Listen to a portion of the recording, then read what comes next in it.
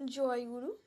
পরম পূজ্যপাদ শ্রী শ্রী দাদা বলছেন, যে কোনো সম্প্রদায়ের লোক হোক না, যে কোনো জাতির লোক হোক না, যে কোনো ভাষাভাষী মানুষই হোক না, প্রত্যেকে প্রতি প্রত্যেকের পরমাত্মীয়, একই প্রাণলীলা করছে প্রত্যেকের মধ্যে। ধরেন সম্প্রদায়, এই সম্প্রদায় একজন মহাপুরুষকে কেন্দ্র করে আবর্তিত হচ্ছে। এই মহাপুরুষরা সকলেই কিন্তু ঈশ্বরের দিকেই মানুষকে নিয়ে যান। একই প্রেরণা, সময় এবং প্রয়োজন অনুযায়ী হয়তো তাদের উপদেশের মধ্যে কিছু পার্থক্য থাকতে পারে, কিন্তু একই ঈশ্বরীয় প্রতিকার স্ফুরণ তাদের মধ্যে দেখা যায়। সবাই ঈশ্বরের বরপুত্র, আমরা বলি প্রভেট। একজন হিন্দু, একজন মুসলমান এবং খ্রিস্টান বা বৌদ্ধ, তার মধ্যে ফারাক কোথায়? কিছুই ফারাক নেই।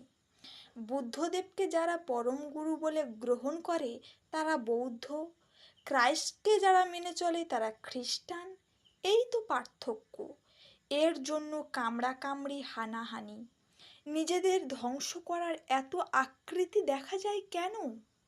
বর্তমান পুরুষোত্তম ভূতপূর্ব পুরুষোত্তমদের fulfiller, the greatest fulfiller of all the past proof et cetera.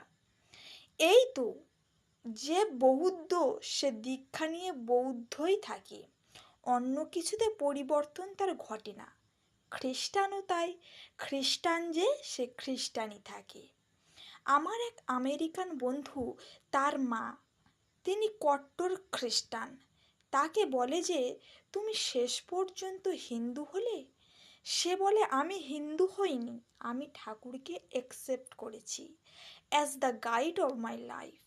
আর ঠাকুরের কাছে এসে আমি যীশুখ্রিস্টের প্রয়োজনীয়তা আমার জীবনে কতটা বুঝতে শিখেছি, তাকে ভালোবাসতে শিখেছি।